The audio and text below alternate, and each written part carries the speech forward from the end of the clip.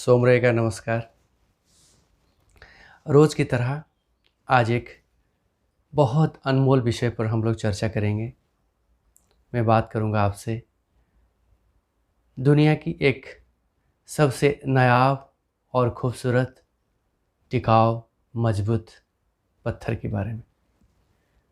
आप सही समझोगे, मैं हीरा के बारे में बात कर रहा हूँ। हीरा एक पत्थर है ना, हम सब जानते हैं हीरा एक पत्थर है। लेकिन सारे पत्थर क्यों हीरा नहीं है? आज की ये हमारा विषय है कि परमेश्वर ने दुनिया में सबसे बेहतरीन चीज़ बनाया हीरा, और ईश्वर ने हम सभी को उदाहरण स्वरूप ये नायाब तोहफा दिया।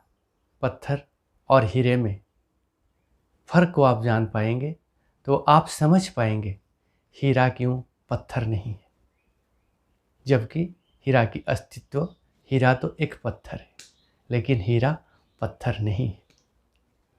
ये क्यों का उत्तर जब आपको पता होगा तो आपको मालूम हो जाएगा कि प्रकृति में ईश्वर ने एक पत्थर को हीरा बनाकर हमें क्यों नायाब तोहफा दिया। हम कभी कभी कहते हैं ये मनुष्य हीरा जैसा है। सत्य में क्या मनुष्य एक पत्थर है? ऐसा नहीं। हीरे में जो गुण है, वो गुण अगर आप में आ जाए तो आपको भी हीरा कहा जा सकता है। हीरा वो पत्थर है, वो बेदाग पत्थर है जिसमें कोई दाग नहीं है, इसीलिए पत्थर को हीरा कहा जाता है। और हीरा सबसे शक्तिमान पत्थर है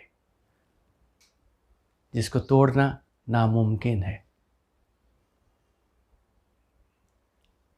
क्योंकि वो उतनी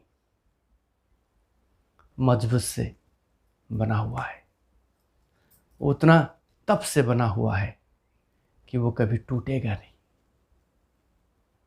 पहला, हीरा बेदाग है जिसमें कोई दाग नहीं है। दूसरा, हीरा सबसे शक्तिशाली और मजबूत है जो कभी टूटेगा नहीं। और जो खूबसूरत बात इसमें है, हीरा स्वच्छ है, यानी ट्रांसपेरेंट है। एक तरफ से आप देखोगे तो दूसरी तरफ आपको दिखेगा, इतनी स्वच्छ है। अगर मनुष्य में ये सारा गुण आ जाए कि मनुष्य स्वच्छ भी हो, मजबूत भी हो और बेदाग हो, ऐसे अगर आप में गुण सद्गुण आ जाए तो आप हीरे की तरह अनमोल हो जाएंगे।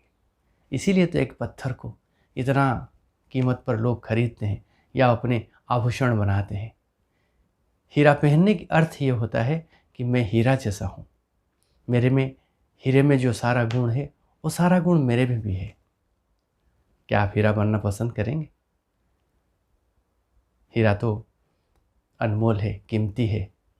भले आप अंगूठे में या गले में आभूषण बनाकर हीरा को अपना पहनिए, कोई फर्क नहीं पड़ता। अगर आप हीरे के जो गुण है, हीरे में जो चरित्र है, अगर वो आप में है तो आप किसी मूल्यवान हीरे से कम नहीं हो। मैं आपको एक छोटी सी कहानी सुनाता हूँ।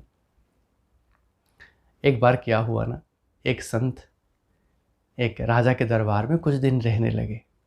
जब कुछ दिन वो संत राजा के दरबार में रहने लगे तो ईश्वर की बातें सभी को सुनाते थे, और आस्तिक और नास्तिक में बहुत चर्चा होता था।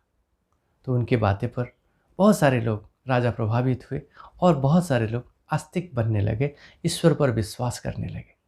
और कुछ लोग भी ऐसे थे जो प्रभावित नहीं हुए और वो लोग नास्तिकता पर बात करते थे। लेकिन इसमें बड़ी बात था, राजा को ये संत का, साधु का बात बहुत पसंद आया। और ये इसी बात पर राजा ने बोला, जो लोग नास्तिक है, जो लोग नास्तिकत्व को अपनाते हैं, उन्हीं को राज्य से दूर भगाना पड़ेगा।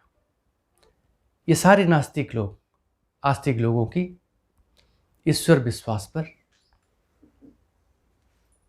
बुरा प्रभाव डाल रहे हैं, इसीलिए इनको राज्य से विताड़ित करना पड़ेगा।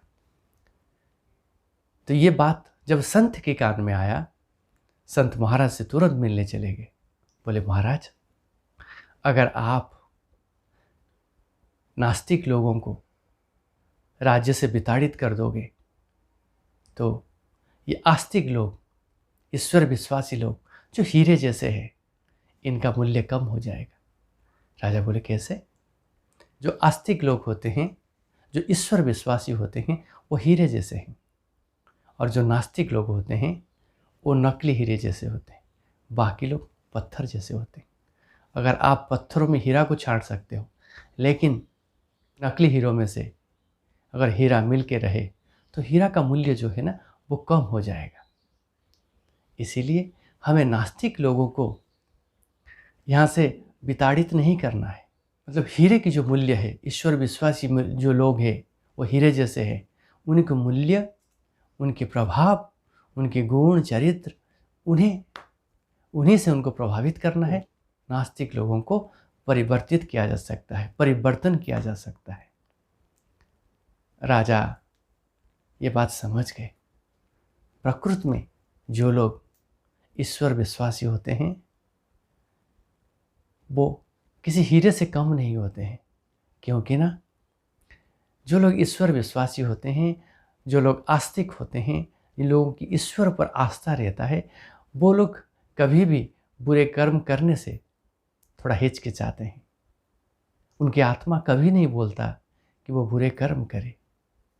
इसीलिए आप अगर ईश्वर पे विश्वास करते हैं तो आप हीरे जैसे हैं।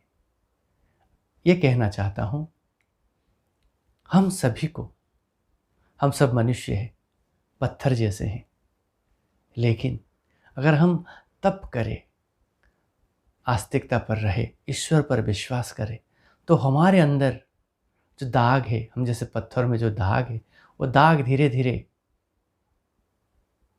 शेष होने लगेगा, ख़त्म होने लगेगा, और हम धीरे धीरे पत्थर से बेदाग पत्थर बन जाएंगे, यानी हीरे जैसे बन जाएंगे। आज के लिए इतना। नमस्कार।